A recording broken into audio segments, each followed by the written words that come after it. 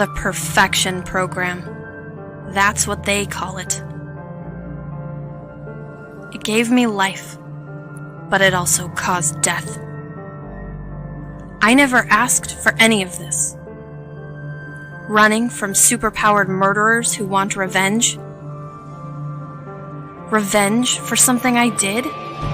Something I can't remember. But I won't run.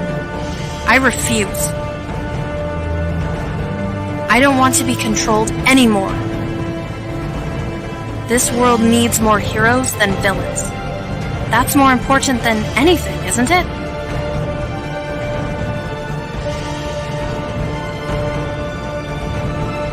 My existence has to mean something. It has to make a difference somehow. For Virgil. For Aaron. I need to be worth this life I've been given. I need to do what's right. Even if it kills me.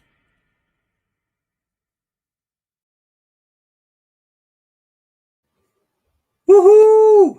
Even if it kills me. Welcome everyone to another episode of A Drink with Brink, where I talk with other indie creators about their projects and their lives, because people often invite me to their streams and their channels and offer me their time. So I thought it would be cool to do something in return.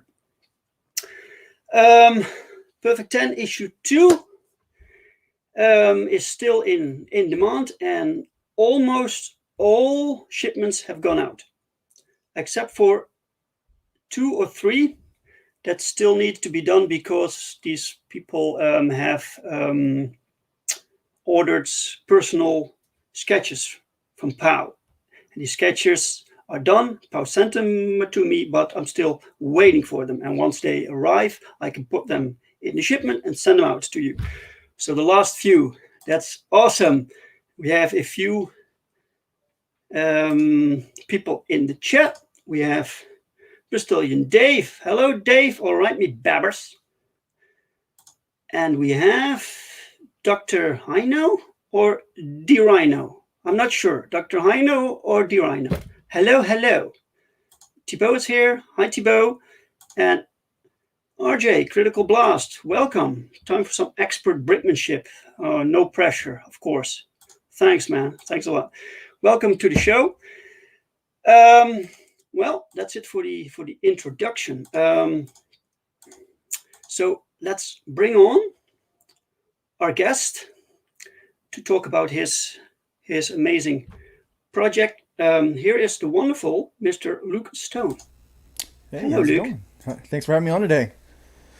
Yeah, you're very welcome, man. Thank you for coming on. Yeah. So it's a beautiful afternoon in Florida here. What time is it in your neck of the woods? It's 8 o'clock. 8 o'clock. So you're getting close to bedtime, huh? No, come on, man. Really? You guys sleep that early in wherever you are? Oh no, not here in Florida. Florida's crazy. Florida. You know, probably the whole world knows about Florida. Like every Yeah. good story starts with a man in Florida. You know. Yeah, I've been to Florida once. Really? Did you like it? Yeah. I was about 19 years old, and I won this trip from a video store. There was this video store called the Entertainment Club, and had this raffle, you know. So I put my name in there, and somehow they picked me. So I won this trip to Orlando Studios. Oh, sweet.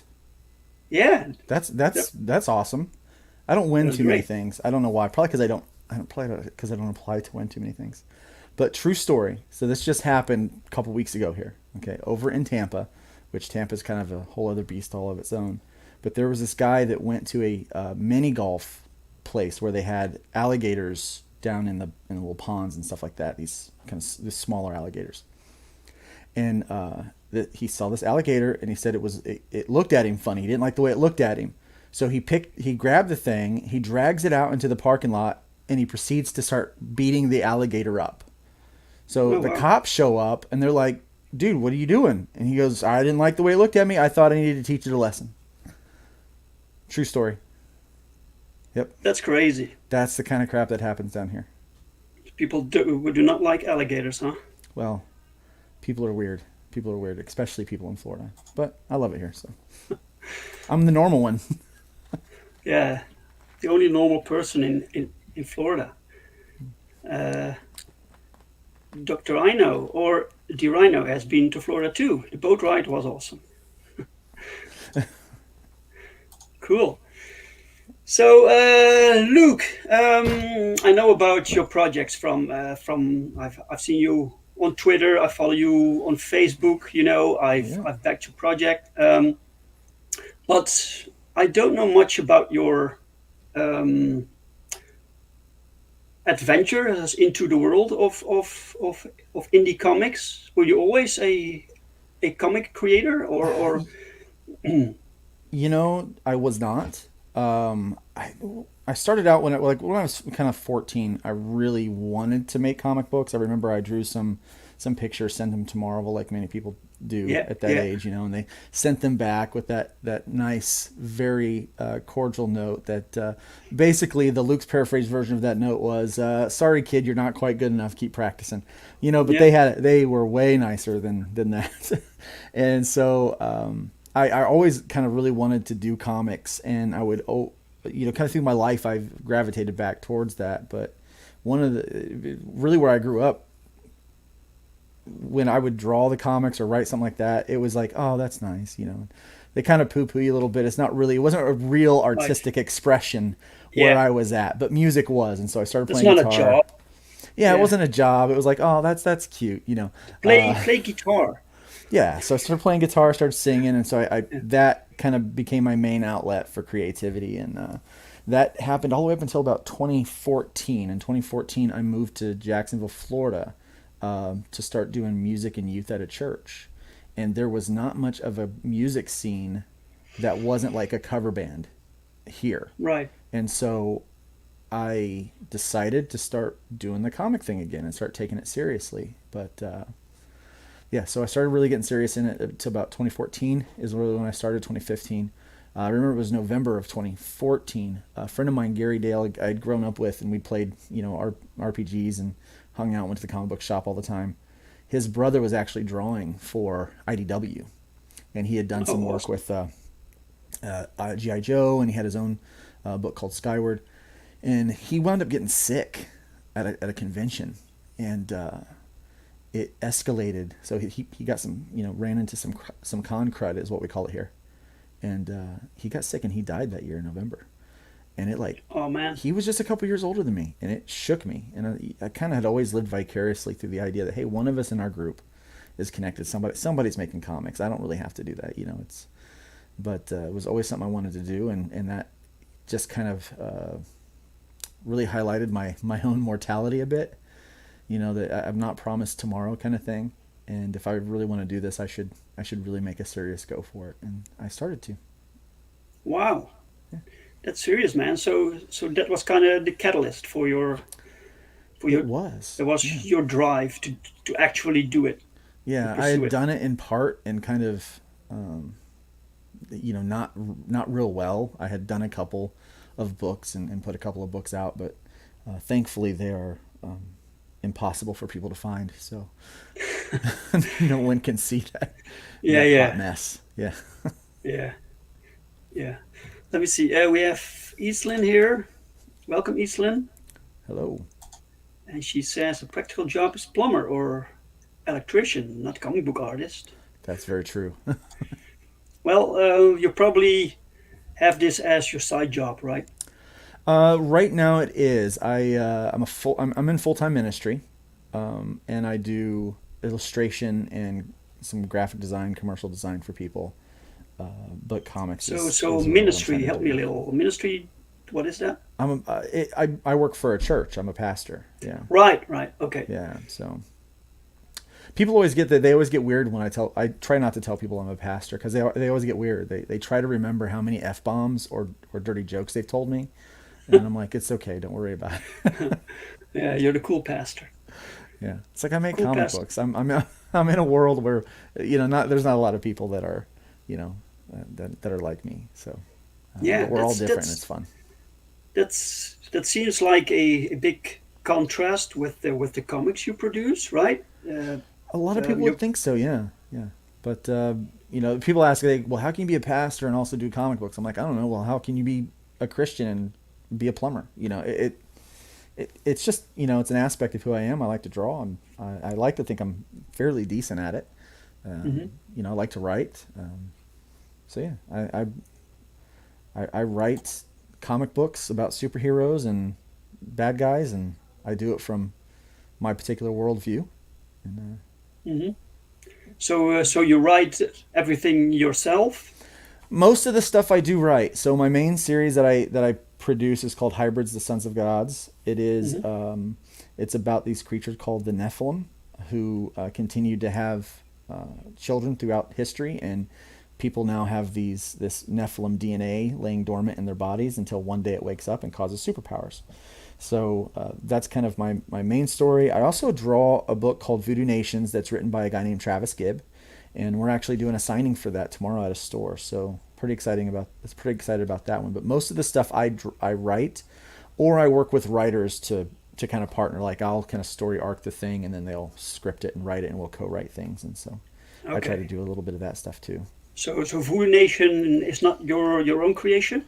Um, No, no, I did all the character design, mhm. but that was Travis's idea and his baby. He pitched it to me, um, and I was like, "Do you have an artist for that? Because I think I would like to draw that one. I think it'd be fun." Yeah. Nice. Evelyn says, but are your comics like morality stories in that they involve choices and consequences? I believe that they could fall into that category. I think that all storytelling is choices and consequence based off of choices. Right. I try to write from my particular worldview, which may be a little bit different than other people's, but I also try to incorporate other worldviews into what I do. A lot of my stories are more allegorical, so there may be, once you get past just the kind of the kind of story on the surface, you may find some deeper meanings and some hmm parallels hmm to other aspects of life. So yeah, but I do try to stay fairly moral with what I do. Heroes are heroes. I think it's important to have heroes be heroes. I don't. Sure. You know, Yeah.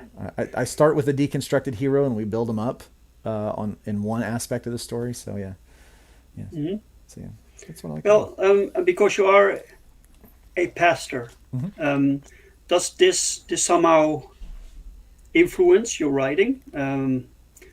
If particular world view or message you want to convey? Well, the worldview definitely does. I don't necessarily I don't I don't try to necessarily put messages in the comic, but I do try to present a story from the worldview of where I'm at with Christianity, and kind of the moral right and wrong, and the impact that has on the world. hmm And so I do write from there. I also, like I mentioned, the allegorical aspect of things. So like for one instance, the whole image of our superhero team parallels to kind of a faith community in a way.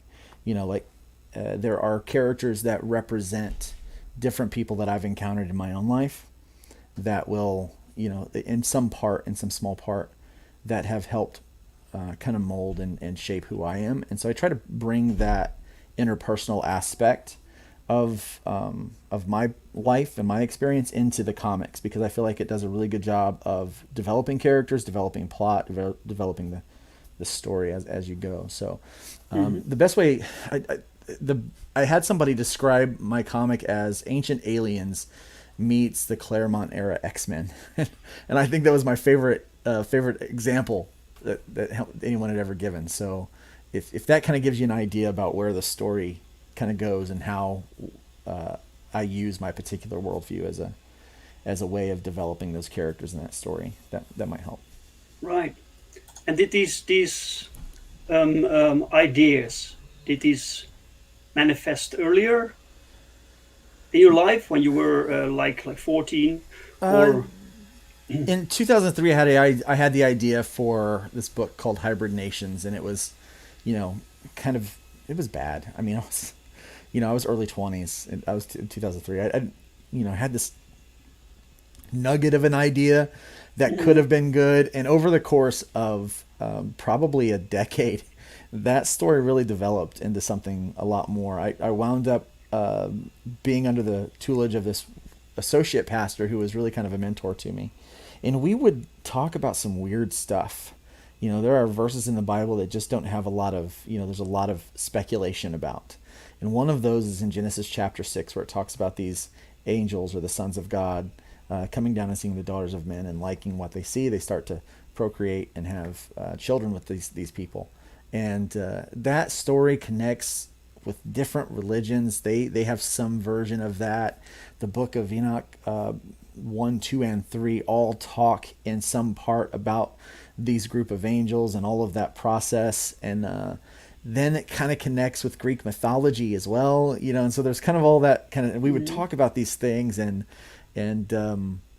it started to develop that story. And he was like, I know, Luke, I know you want to draw a comic book. Maybe this is it. Maybe you should make a comic book about it. And so I started to develop the idea, and it was one of those things that I kind of always put off, because I didn't consider myself a writer. Mm-hmm. I just considered myself an artist. And so, yeah, same with me. Yeah. So until I kind of got the I guess the confidence to write, I kept putting it off and putting it off. And so I did try having other writers work on it, and every time they would come back, they would change some aspect of it. And I'm like, no, you can't do that. It won't work. Because I'd already had this whole thing planned out in my head, like 12 to 15 issues. So. Wow. So why did you decide to write it yourself if you were insecure? You could hire someone. So I tried, and just no one seemed to really get it. I was like, no, you're screwing it up. It's kind of like that. It's like, stop it. Yeah. And there was never any aspect of the story I was willing to turn over, because I felt it was so important to tell it the way that it needed to be told.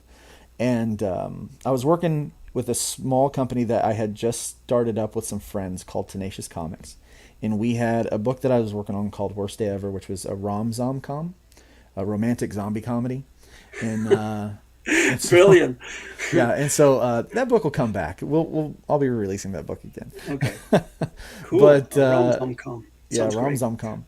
But we didn't have any superhero books, and they're like, "Hey, remember that story about the hybrids thing that you were doing?" I said, "Yeah." They go, "You should do an issue of that." And so I wrote it.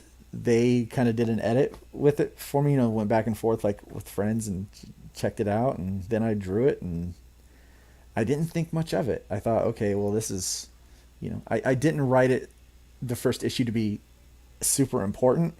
Mm-hmm. So it's like, okay, this is enough to intrigue us to get into the rest of the story. But if everyone hates it, I'm not going to feel bad, that I can go back at it again later when I'm better, and deal with it. But it was really well received. So that's great. Yeah. that builds confidence, man. It does. You need that. Once it's out in the world, then it's out there, and you just hope that people like it, and the reviews are good, But you really can't tell beforehand. You think you got something good, but you don't really know how people respond to it. So, Evelyn asked some interesting things. Let me see. Sure. Would you ever do time travel? Which fascinates me, because I think consequences of our choices could not be dodged even with a time machine. Are you in my head or something? Yes, I deal with time travel. In fact, in the first arc, we brought in a character who later on, spoilers, you find out is a time traveler. She's been sent back to give warning.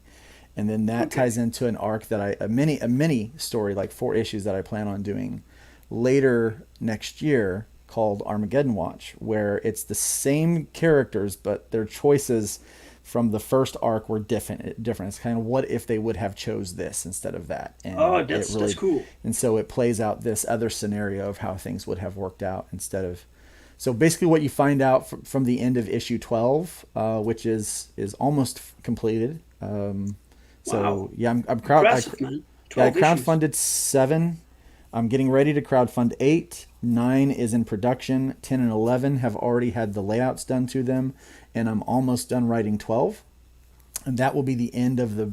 So there's 3 arcs in that kind of main story that I wanted to tell. So that will be the end of kind of that storyline. But then I'll do a little 3 or 4 issue miniseries that deals with what if they would have made different choices? What if Rev would have done this, or what if Chlorine would have done that? What would have happened? And so we play that out. I play that out. Yeah, interesting, man. Yeah. That's interesting. Yeah, with time travel, you have to be careful. It can be tricky. It can be. It's easy to mess up your story and very difficult to get out of it. Yeah. Well, I think that's why I'm trying to do like an alternate ending. Basically, it's like this is 15 years down the road from this standpoint, but it's if the choices would have been made differently, and so I deal with that in that arc, that this is what would have happened, right? If those choices were made, if awesome. If Rev wouldn't have beat his battle with alcoholism, just all kinds of different stuff that, if it would have gone the other way, then it would have been different. But yeah, I've watched a lot of Doctor Who over the years, so right. I plan on drawing all of that inspiration there. Is that because you are curious about? Sometimes you write something, and you think to yourself, "Well, there are several ways the story can go." So you pick the timeline that's the most that wields the most results for you. That brings the best stories for the future. You hope so, but there are unexplored story potential that you can't reach because of several choices you need to make. Yeah. So was that the reason that you think It was, yes. When you're dealing with a team book like this, I mean, there's 12, 13, 14 different characters inside of the story, and each one of these characters will make choices based on kind of what their personality is. And so as they're making their choices, that impacts the other characters and how they make their choices.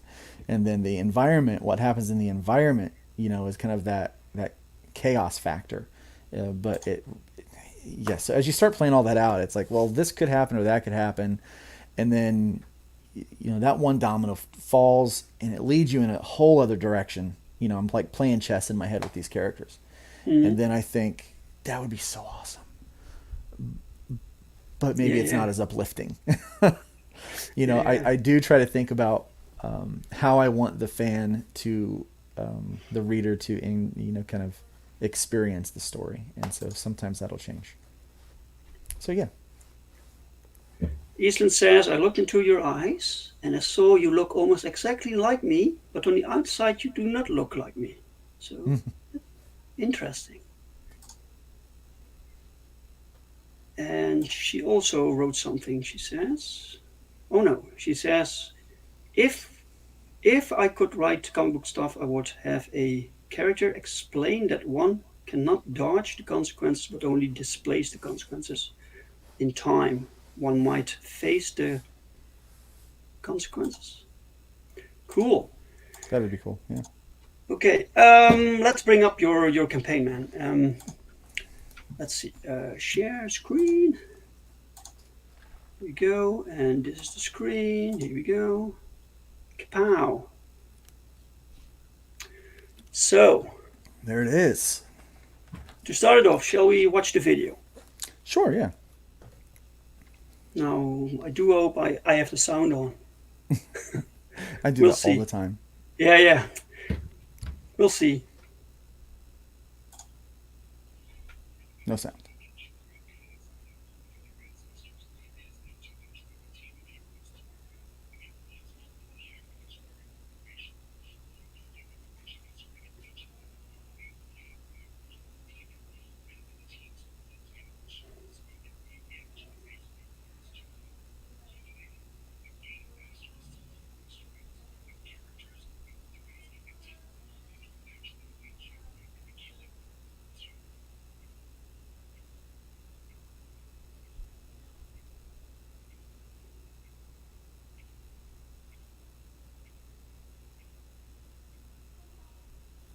Arrow Comics. Yes, there was no audio on that one. It wasn't? Nope. Oh, sorry, man. That's all right. It's like 40. It's like 40 seconds, like 30, Yeah, 40 seconds. I could hear it though, Yeah, so yeah. I didn't notice. Yeah. But you're with Arrow Comics. Yes, I just hooked up with Arrow Comics, and so the first issue, first 5 issues have been remastered, and they will start releasing to the direct market starting in August. That's excellent, man. So you reached out to them, or they came to you? What happened? Yeah, a little bit of both. Yeah, I'm friends with Randy Zimmerman, who's the editor in chief, and so he's been a part of that company for years. They had stopped publishing for a while, and so he decided he was going to bring that company back up and start publishing books again. And I was pretty excited to hear that. And there may have been begging involved, but From his side? from my side, Oh, okay. because I've been a fan of Arrow Comics for years, so Right. yeah, it was pretty. Oh, that's Yeah. pretty cool, man. You know, you need to break out of this crowdfunding bubble. It's this circle. Crowdfunding is excellent. It's awesome. You can connect with your backers and your customers, and you get your book out there. But at some point, you want to put the book in front of people who don't go to seek them out on these platforms. You know. Mm-hmm. So getting them into the stores, that's a big deal. Yeah, I love crowdfunding. I think that crowdfunding is. I don't think it's going anywhere. You know, some people's like, oh, it's gonna dry up. I don't think it's going anywhere.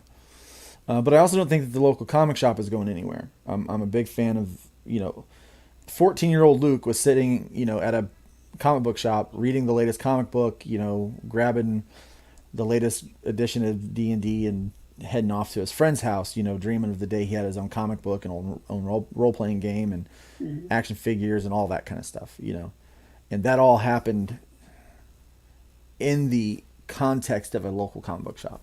So I don't think that's going to go anywhere. I wouldn't want that to go anywhere. So I feel like we need to be in those shops and I think there's enough shops out there that are interested in having independent comics that it's possible to do that. In fact, after this pandemic, most of the comic shops that I've been into that are successful and doing really well leaned into collectibles, and they also leaned into independent comics. And so they're doing really well. And so, yes, I totally agree. We need to get away from I don't say we need to leave crowdfunding, but we need to incorporate other avenues as well. Arrow is being distributed through this group called Liberty Entertainment Distribution Group. Yeah. And so they're really good. They've got a ton of indie creators, and they're working with probably 80 stores right now. And the list is growing. But they're also trying to find alternative ways to get books in people's hands. So to reach an audience that isn't necessarily even comic book fans, but Yeah, exactly. to introduce comics to new people and create new comic book fans. Well, the thing that I became a comic book fan when I was very little, and I saw these Spider-Man comics in the supermarket. Yeah. I never ventured out to go to comic book stores. I didn't even know they existed. So we have to put these books out there and normalize them so Yeah. people see them everywhere. I mean, everyone talks about how manga does so well, and that's Mhm. why. That's why, because Yeah. you can get manga everywhere, and it's we got to think outside of the box. Again, I don't want to take anything away from the specialty shop. That the comic book shop, they're great, but it's hard to you don't see a lot of like that. You don't see a lot of little kids in there anymore. You don't see brand new people just stopping by just to see what's there. Yeah. It's you've got to find alternate ways to reach people, and Exactly. I've got a couple friends on Facebook that they will go outside of, and we've all seen the guy outside of the supermarket or the the big box Walmart or something like that, who's got his mixtape and he's trying to sell it to people. Well, they do that with their comic book, and they're pretty successful with growing a fan base for themselves in those neighborhoods, and they're getting new readers. They're tacking new people on it. It's great. Excellent. Dr. Reiner says, be respectful to the audience. That's the number one thing to remember. Marvel and DC don't respect their audience. That's absolutely true. Yeah. Unfortunately. Yeah. I don't get it, man. Yeah. It's your lifeblood. It's why we can do this. Without the customers, we can't even produce these books. Well, I mean, if I get negative feedback, my last response, my last thought is to blame the people that don't like it. Like, I'm not, you don't like it. I need to go back and I need to do better. I need to figure out how to do better so that you will like this. Yeah. So when people tell you that your women can't be drawn this sexy, you have to listen to them. Well, I only know how to. I'm like the Johnny Cash of comics. I only know how to write one way. I only know how to draw one way. Yeah. So it's like, Luke, how'd you get your style? Because I can't draw no better. No, the thing is, just like what you make, and if you have that passion for what you do, you like what you do, you're invested in your own story, then other people will like it as well. You're not the only one, And when people complain that they don't really like your book, well, maybe it's not their thing, and that's okay. Yeah, and I honestly, that's what I did. I wanted a book. I wanted to read this story. I was like, well, what would it be? I wanted this, and I'd sent out. I was on a show, probably 2 months ago now, with Adam Lawson, who did Kill Journal. He did Kill Journal. Oh, and so Kill Journal. Super looking forward to that book. Can't wait till it gets to my door. But he was on, and he had just read the first trade paperback, and he said this was the X-Men I wanted to read, and I'm like, that connected because that was what I wanted. It's like, this is what I wanted from a new X-Men, from a modern X-Men. And so I just, I wrote and drew what I wanted. So hopefully that connects with more people and they enjoy it as well. So. Okay. Before we go into this, you told a little bit about your story. Yeah. You have this action figure now. I do. Yeah. We did a limited edition action figure. And so there are 20 of those that are hand painted, and they are. I've got a little bit more painting to do on those. I'm about to finish those up today, so those are very limited, and I won't be getting these particular ones made again. I will be going. I'm doing a different test to have like a 5-point articulated and something a little more. Yeah, it's like a prototype. For kids. Yeah, yeah. So this is like a very limited edition. They're all numbered and signed on the back. So. Yeah, pretty exciting. You've named your toy company O Toys. Oh, it's not my toy company. It's not. I got with a guy who does the modeling and the printing and all that stuff and makes the packaging. And so, yeah, I paid somebody else. He has a toy company called O Toys. And I do not have the energy to take on that. No, thank you. No, that's completely different venture. Yeah. Yeah. Really cool, man. It's great seeing your own character as this toy with the back art. Yeah, it's pretty exciting. That's fantastic. Yeah. Let me see. What's this? Is a trading card? Yeah, everybody that backs gets a trading card. I try to do a new trading card with every campaign, and I like that vintage, like kind of old school, like stuff, the throwback to the 90s. Yeah, so yeah. This reminds me of the layout for the old X-Men cards. Yeah. Yep. Mm-hmm. Yeah. Yeah. We homage those for these cards, and we throw a new card in with every order. And a patch. Yeah, everybody gets the patch too. Everybody that orders gets it. It was our stretch goal at 100 people, where everyone gets this. I've done patches that were more masculine. I did the Hybrid Engineering Corporation, the bad guy company. I did their logo as a patch. I did the Hybrids logo as a patch, and someone was like, "Look, they're all pretty masculine." It's like, maybe we can do something for, for people that want something more cute. And so we did, we took the chibi Chlorine and made her into a patch. She looks great. Yeah. Looks nice. Yeah. I also noticed you have you based your stretch goals on number of backers instead of funds. Dollar amount. Yeah. Mm-hmm. Yeah. So why is that? Well, because for me, it's I want the book in more people's hands, and so I know at certain backer amounts, like it's based on the smallest amount of pledge that they could do, I will be able to do this next thing, which is going to cost more money. But I'm really going for backers because I want to get books in people's hands, and I want to create new fans and new readers and even new comic fans in general. So I try to encourage people like right now for this next campaign, I'm starting a street team. So anybody that shares the project or helps bring somebody else in, and they can show kind of connect that with a hashtag or something like that, they're going to get an Ashcan, a very exclusive Ashcan comic that is just for the street team, and they're going to get a special chibi sticker that's just for the street team. And so we're doing things that are special for them. And so anybody that does that, that helps grow the audience and bring new people to comics, they're going to be rewarded by me anyway. So. Right.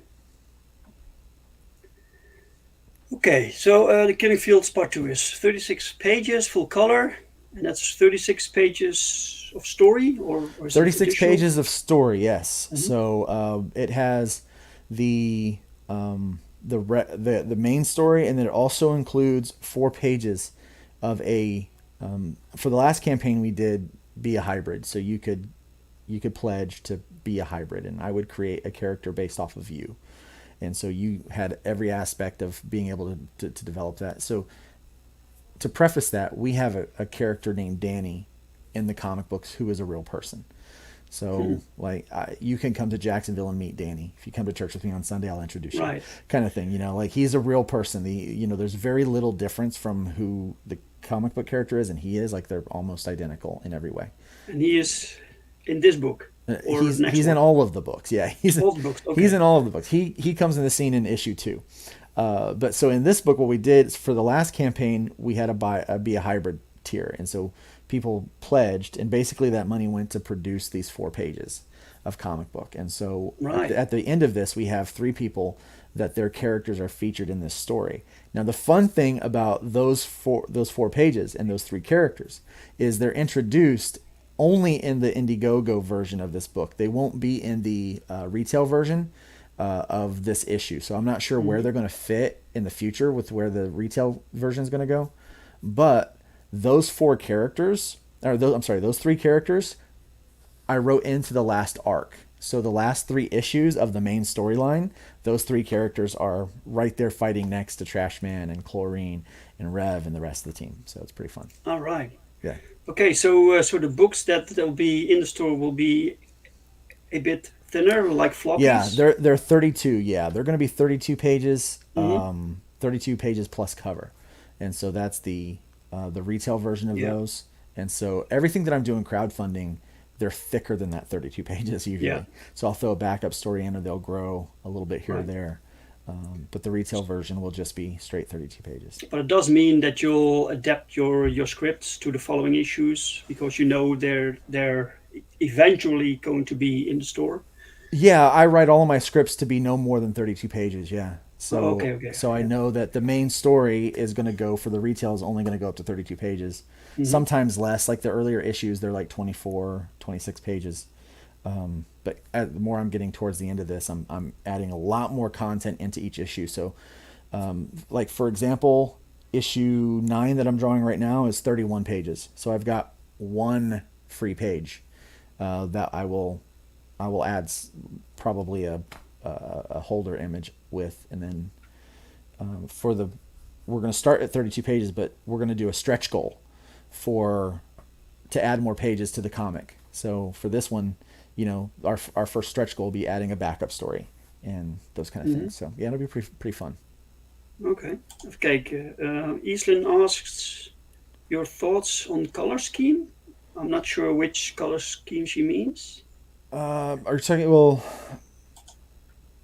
I try to leave that up to my colorist. He's really good with kind of color theory, and he usually, like, sometimes we'll use a triad. Like we did we got a character that we just did the cover for issue 9, and we're working on her color scheme. And so basically hers is based off of a triad that kind of uses the base color of what Scrubs would be, because she was a trauma nurse, so her superpower, her super suit, is going to be kind of reminiscent of that kind of scrub color. Right. Yeah. Scrubs. Yeah. Right. The book is completely finished. Now, this I'm very excited about. I have worked with a guy named Nick Tockard, and he has developed a role-playing game based on the Hybrid universe. And so we are introducing the Hybrids role-playing universe to everyone through this quick play. So basically you get to start out playing with some characters that are pre-built to learn the rules, and then there's some, a little bit of the aspect of being able to add superpowers to those characters at the end of it. But it's a fun game module that they get to do. It's 32 pages plus some downloadable pages.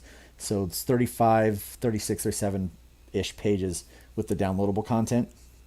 And it does, so that's available. And then later this year, we're going to do a full manual that's going to include the build your character from scratch kind of option. And then a part 2 to this module, which is Storming the Gates of Heck, HEC.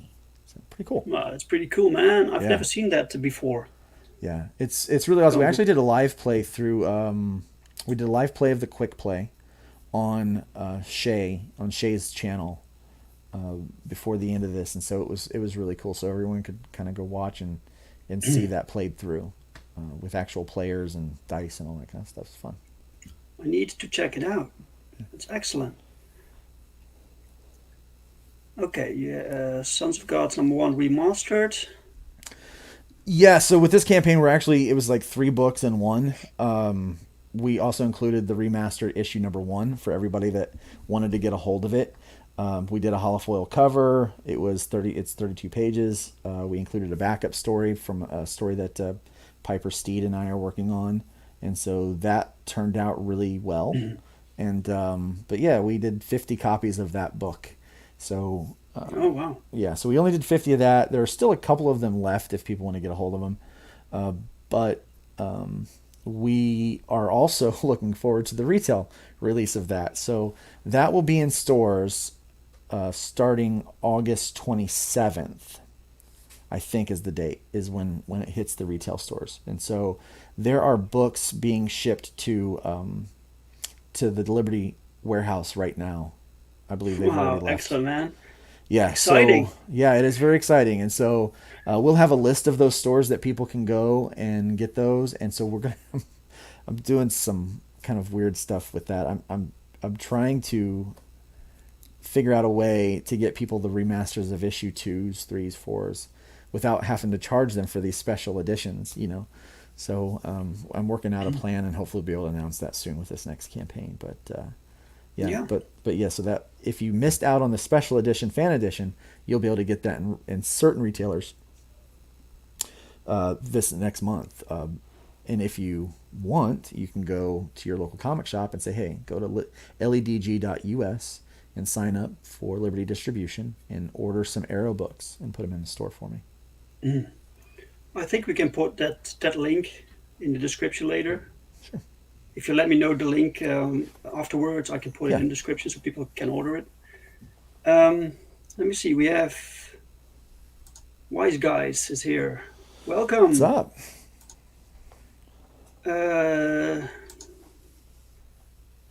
Dr. I know us trading cards. I would love to do them one day. Were they expensive to make? They're not expensive to make at all. Definitely, if you're on Twitter, find me on Twitter. I'm at Luke Stone Studio. or you can go to my website, lukestonestudios.com, and contact me. I'll give you the walkthrough and the best resources to get those cards made. They're not expensive. The hardest part is, having a graphic artist develop all that stuff for you. But if you do art, then you've got it covered. Yep. Okay. We have several videos up here. Yeah, you don't have to watch any of those, but if people want to go by there and learn kind of about the whole thing, you can really get a good idea about where the whole thing has come from and where it's going by watching all of those. Yeah, cool. Well, you're using your YouTube channel, so that's good. Yep. That's good, man.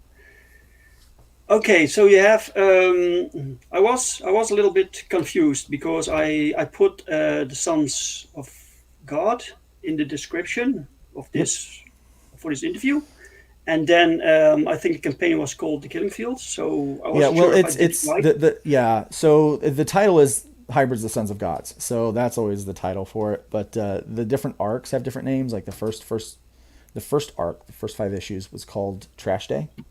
And then the second arc is called Killing Field. And the last arc that we have planned is called Lifeline. So we're pretty excited about that one. Okay. Yeah. And every arc is like 3 issues? Well, the first arc was 5, and then the second one here is 4. So we'll crowdfund part 3, and then part 4 will be behind it about a month or two. All the work in 4 will be done. Part 4 will be done before it crowdfunds. It'll probably be done before issue.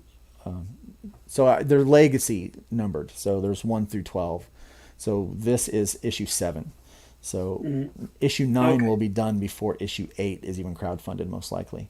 But it's as far as the story arc goes, it's part 3 and part 4 of The Killing Field. Mm-hmm. Yeah, and then the last arc is only 3 issues. But they're fat. Yeah. They're all 32 pages. Yeah. Do you do your own coloring? I don't. I got a guy named Patrick Gamma who early on I knew that when I drew that first issue that I didn't have time to color it, and I knew that I didn't want to do the colors myself. I wanted to bring other people in on the team, and so I searched out a bunch of people, and he was one of probably 15 different artists that did a sample page for me, and he just captured the look and the feel of what I was wanting for the series. Mm-hmm. And so he has been with me since issue 1, and he's even gone back and done all the remaster stuff, and he will probably be with this hybrid series from now until Jesus comes back. So yeah, I'm not letting him go. In fact, once we kick into this thing, and it, hopefully I'd like to be able to start really paying him a premium and just have him work for me solely. But that's my hope. Sure, man. Once you have that solid team together, you have to treat them right and make them feel part of it. So who's your letterer? Well, on this issue, it was someone named Nikki Powers, but now I'm lettering. I'm still looking for a new letterer. So I'm CG, and a few other people know I'm CG, and I'm associated with the Comicsgate community. Apparently, she did not know that I was, and went on to went on to Twitter and noticed that this campaign was being shared under the hashtag Comicsgate and had a lot of support from that. And she's like, I can't be a part of it, and then left. And I'm like, oh, well, I thought CG meant cool guy. I don't get the problem. I didn't either. But there's people out there that they have their misconceptions about what Comicsgate is and that kind of stuff. Yeah. But, we are looking for a new letterer. But until then, I'm lettering. But this book was lettered by Nikki, so she's fantastic. She does great work. And I recommend her for anybody that Maybe I can hook you up with my letterer from Perfect 10. Sure, yeah. Yeah, I do recommend her for anybody that's not Comicsgate. Apparently, she does good work. She's fast and she's thorough. Yeah. It looks nice. Looks good. Okay, so a lot of action here. This is one scene. This is pretty nice. If you put some preview pages that it's one scene. It's not always possible because some scenes spoil stuff. Yeah. But if you can do it, do it, man. Yeah. Right. That's what I did here. I tried to do one kind of almost one full scene. I cut off where the spoilers would be. So there's only 8 pages of preview. But I try to give at least 8 pages of preview if I can. Jim Cox says these idiots should use a pen name or ask to not be credited. But I take the am page. working with a couple of people, believe it or not. I was like, hey, after that happened, I was like, I got this project I'm going to be working on, and I think I would like to have you on it. I said, but obviously I've got some CG connections here. I don't know if that's going to be a problem for you or not.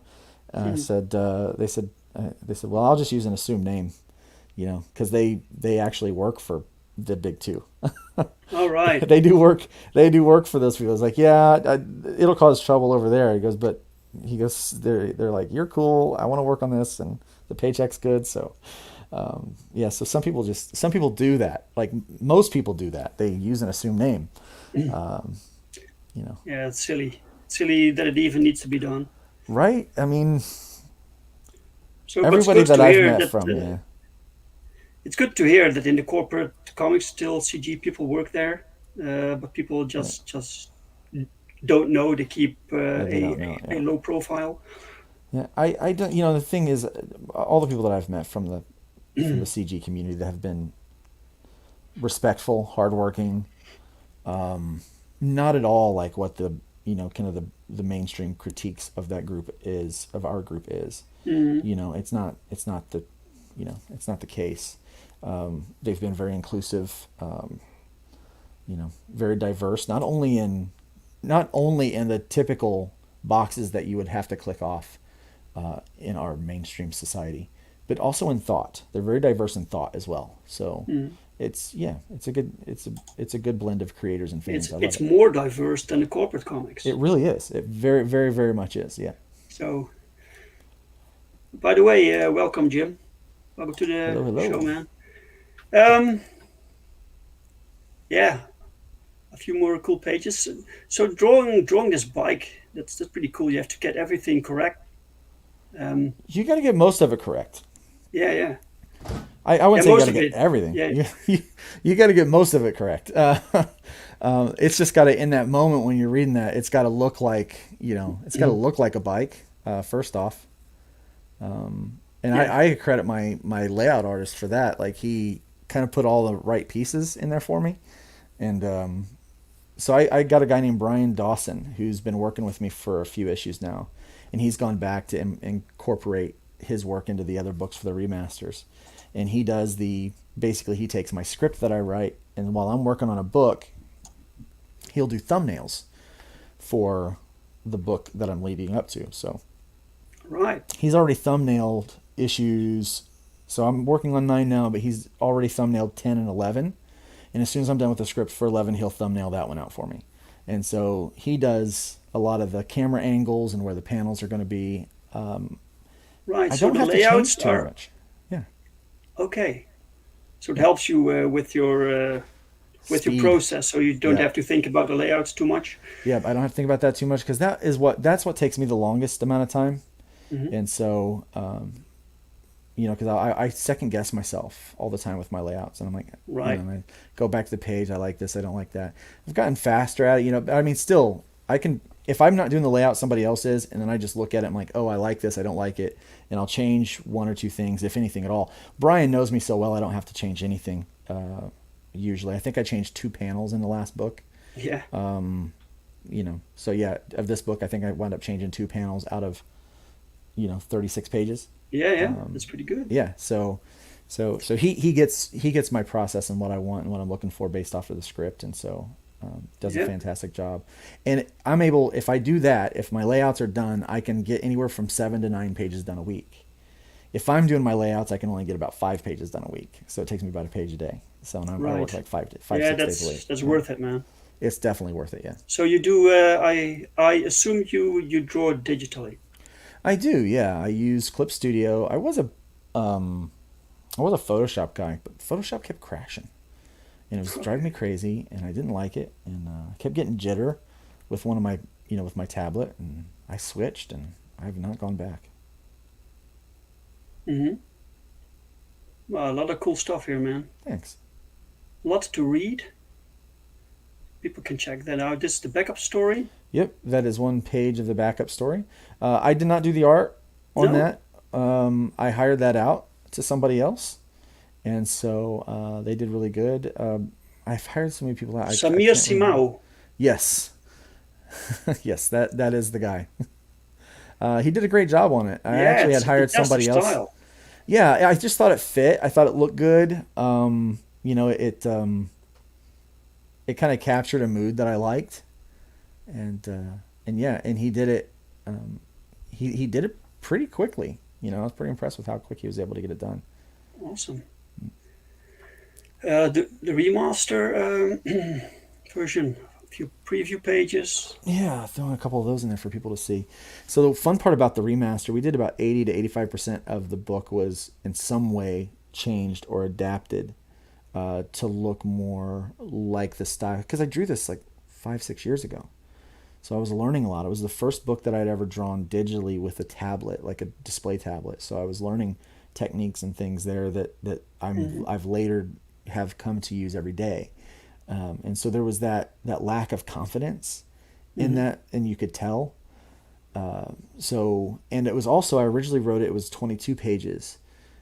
And because we were, limited by money, how much I could pay a colorist and how much we could pay for a print, so we knew we were going to do 24 self covers. So we needed 20 pages of interior. And if we moved up to the 32 page self cover, that was way out of budget. So I wound up cutting the story down 2 pages. And so now it's going to be a 32 page book. So I've made it 24 pages instead of 22 pages. So we've brought that back and we've added the backup story and some other things into the back of the book. And so I'm pretty stoked about it. But we went in and I redid several panels, and then we added some new story and some bits to the story and some new pages. And we also incorporated Brian Dawson's work. So he went through and kind of remastered some of it. But there's still panels that were from the original book in there. And we tried to make them match so that they didn't look like it was, so drastic. Right. So drastically a new book. That's so a challenge, right? it is. And so hopefully as you've scanned through those pages, there's a mix of original panels and new panels. And hopefully it doesn't look like 2 different books, but it looks like one cohesive thought. That's the hope anyway. Yeah, looks good. More previews. Wow. Yes. This is a backup story that's in the remaster. This is written by Piper Steed. It's a book Piper and I are working on together, and so Martha Schwartz did the art for this one. We're moving on to.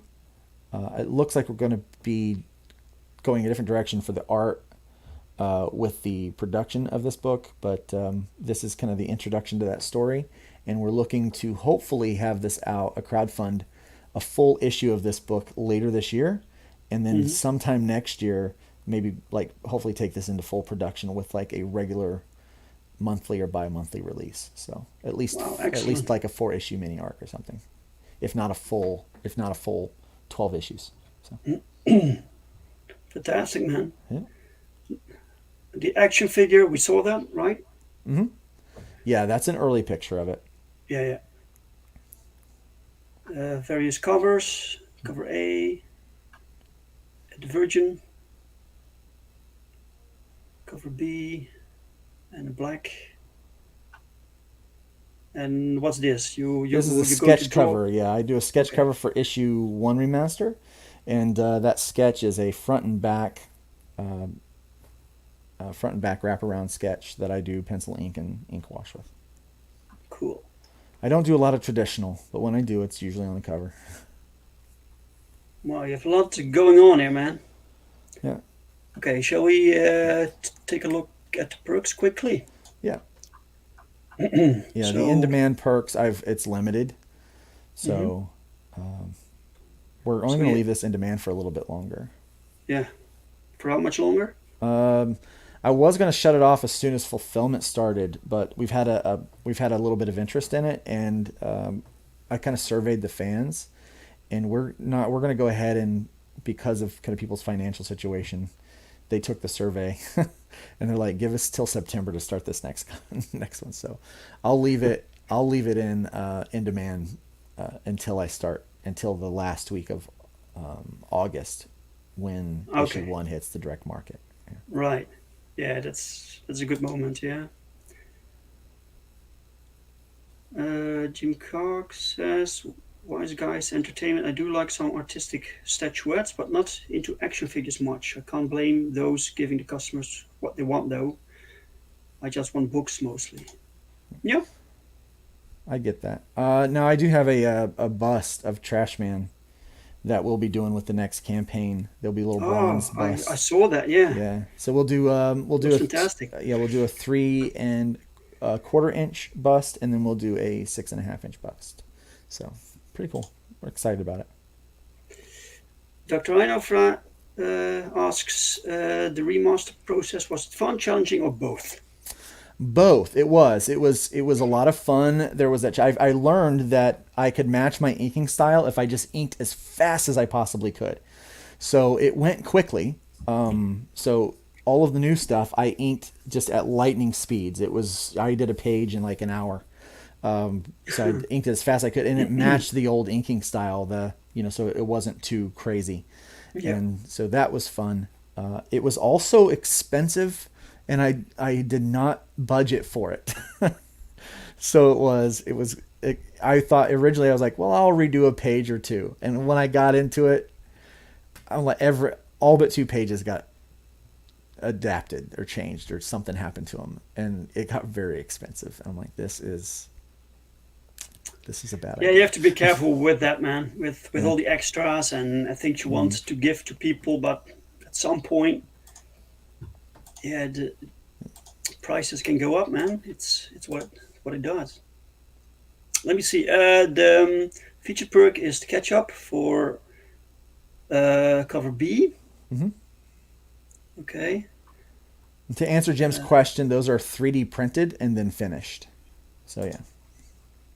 Eventually, we're going to do a mold. We're going to do like a resin cast, but all the ones to start with are produced through 3D printing and then finished with levelings and all that kind of stuff. It's quite a process. Awesome. Okay, talk us through the perks quickly. Yeah, so you've got the catch-up tiers. You can get either the regular cover, or you can get the cover B option, so the variant covers. And so we have both of those available. And then you can get cover A of Hybrids, the Killing Field Part 2. You can get the role-playing game by itself. You can also get Part 1 and 2 of the Killing Field. Now, you don't have to go all the way back and get books 1 through 5 in order to be able to jump into the story. You can go ahead and start with issue 6 and do 6 and 7, or Part 1 and 2 of the Killing Field. I try to write that way to where if people pick up a book, they can right away get into it and enjoy it. So there's that option. And then we have the option where you can get the game and the RPG if you want to get both of those. And that has been very, very popular. And then cool. Yep. And then we have all digital. We've got the big digital deluxe that's still there, and so you get every digital copy of everything that we've ever done for this series, and so you can get that, and it's you get the trade, you get all the individual issues, everything comes in there. Cool. And then that is the standard cover for the catch up, so you get the cover A for the trade, issues 6 and issue 7. All right. Yep. And this is for that's the completest. Yeah, you get everything, and you get everything. And so I've got one more available. I think I've got one more available. I originally had 10, but I only printed enough for 5 because we had 4. And so as soon as that last one goes, I'm turning that off. So that does include an action figure. So you get an action figure with that, and you get everything else that we do. So everything. Excellent, man. This one's gone. That's gone. Wise Guy's Jim gone. O'Reilly. Oh, really? Oh, yeah. Oh, lucky bastard. Yeah, he got some Jim O'Reilly original art. Awesome. Okay, cool. Well, with 114 backers, let us see If you got a new one, no Brink bump today. Sorry, man. No problem. Is there something else you want to share about your campaign before we wrap it up? No. It's just if you're really uh, into things like ancient aliens and conspiracy theories, and you loved the Claremont era X-Men, then don't sleep on this one. This is right up your alley. I made it for you. So. Yeah, it looks fantastic, guys. So check it out. The link to this campaign is in the description to this video. Also, the link to Perfect 10 is in the description. You can still get this one for now, for the time being. So I want to thank the chat for watching and commenting, and thank you very much. Thank you, Luke, for being my guest today.